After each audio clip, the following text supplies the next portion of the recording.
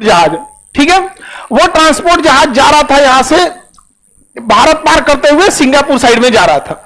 अचानक वो जहाज जो था ना वो नीचे, उसकी हाइट बड़ी नीचे हो गई, एल्टीट्यूड क्या हो गई, डाउन कर दिया, वो हाइट को क्या कर दिया, डाउन कर दिया। हाइट डाउन करते करते पुरुलिया के पास इतना नीचे आ गया कि एकदम स्पष्ट दिखने लगा उसका खिड़की दरवाजा, और उसका फाटक कोई खोला, और ट्रांसपोर्ट जहाज था उसमें सामान लौट किया जाता, और उसमें ना पैक किया हुआ, जैसे जहाज में सामान जाता है तो उसको बढ़िया से पैक कर दिया जाता है लकड़ी उकड़ी से, और पूरा उसी में से ढकेल ढकेल के कोई सामान गिराने लगा। और जब गिरा तो लोगों को गया यहाँ पे उड़ने के बाद, तो लोग गांव में तो ऐसे ही जहाज जा जाता है तो सोच देखते कहाँ है रे, ओ देख उधर बादल के पीछे, देख देख देख वो देख वहां पे। पटना में आप लोग देखते होंगे, अच्छा जो जो लड़के पटना में शुरुआत में आए होंगे उनको जहाज देख के गजब लगता है, अरे निचवा कौन सी लिख लो रे, अरे चकवा दिख तो रे। और आप 2-3 महीना रहने के बाद लगता है जहाज है, समझ आएगा कि नहीं गया।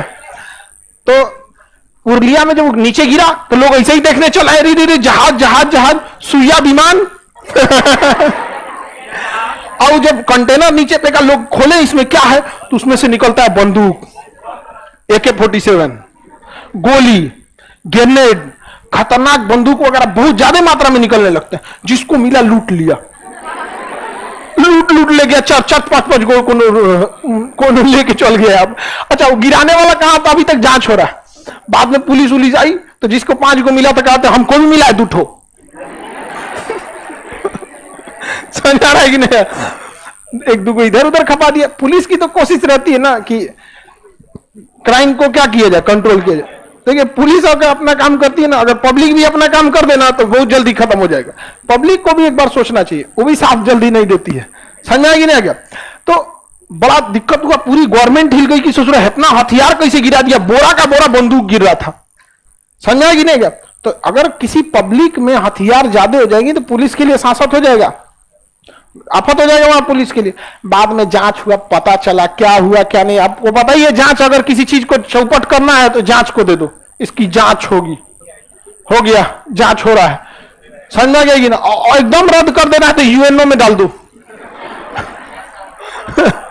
200 साल का फुर्सत कर देगा।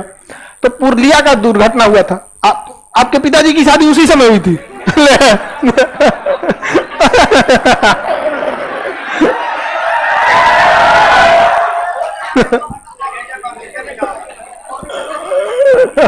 कोई बात नहीं, तो भाई उसका वही घर है तो उसको पता क्यों नहीं होगा। आप तो बहुत दिक्कत हुआ होगा जी आप लोग को। तो पुलिस जांच में आई होगी, बुरा भयानक यहाँ पे। अब तो कोई आप लोग अपराध, कोई व्यक्ति अपराध थोड़े किया है, ये तो नेशनल मैटर हो गया यहाँ पे, नेशनल सिक्योरिटी का मैटर है यहाँ पे।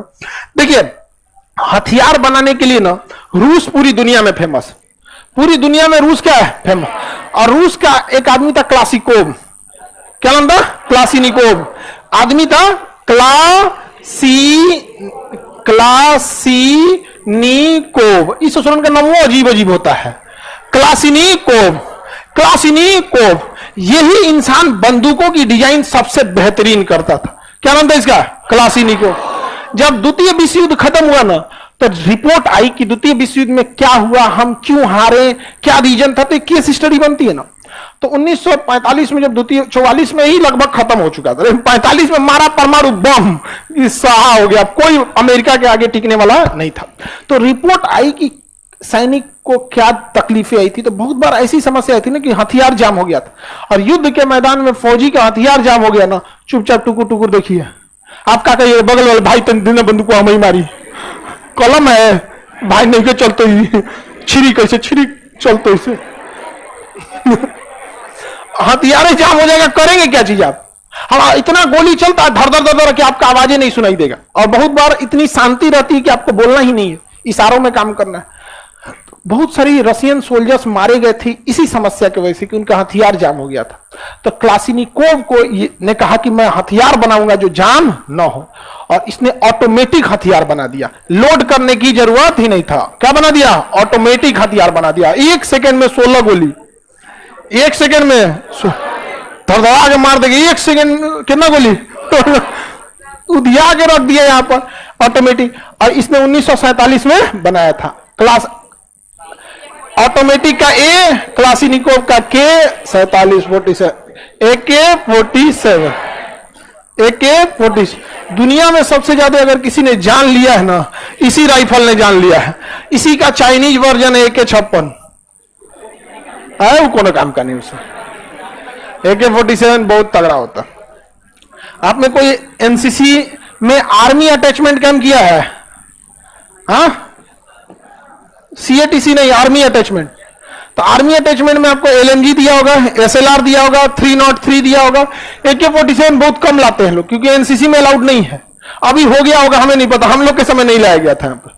तो अब उस समय इंसास राइफल, 3 राइफल मेनली दिया जाता है, और चलाने के लिए 303। फौज में तो ये है, एनसीसी में नहीं अभी उतना दिया। अब कहीं कहीं किसी बटालियन में दिया जाता होगा, हम लोग के बटालियन में नहीं है। क्योंकि आर्मी अटैचमेंट कैंप और RDC कैंप एनसीसी का सबसे बड़ा कैंप है, तो उसमें ये सब चीजें दिया जाता है। आगे बढ़ जाए। मिसाइल चलाना नहीं सिखाता है। एनसीसी क्या है? वो एक सेकेंड लाइन ऑफ फोर्स है, कि जब देश में एकदम स्थिति खराब हो जाएगी, सारे सैनिकों की जरूरत पड़ेगी, उस समय एनसीसी वालों को लगाया जाएगा।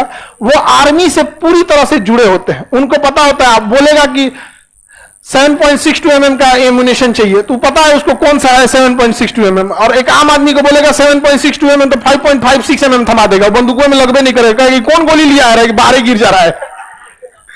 तो उनको पूरा आइडिया होता है कौन सा ग्रेनेड है, कौन क्या है, कौन सा राइफल है। एक जगह रखा रहेगा तो आपको पता भी नहीं चलेगा कौन कौन सा राइफल है। तो भारत सरकार ने इस पे काफी ज्यादा खर्च किया है एनसीसी पे। हफ्ता में 2 दिन स्कूल में आके परेड होता है और समोसा वमोसा खिलाया जाता है। हाँ आगे बढ़ते हैं। तो पुरलिया समझ में आ गया आपका जी? ननिहाल में एक को हथियार नहीं मिला। नहीं मिला, कोई बात ऐसा तो नहीं है कि तुम भी लिखवा दिया कि नहीं मिला है।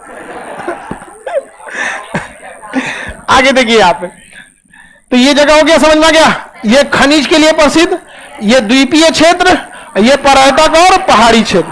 पर्यटक और पहाड़ी समझ में आ गया कि नहीं आ गया? बंगाल में कोई दिक्कत? पश्चिम बंगाल एजुकेशन के लिए भी अच्छा है, हर चीज में ठीक है बंगाल। वहां पे हर चीज, गरीब से गरीब आदमी भी जी जाता है वहां पे।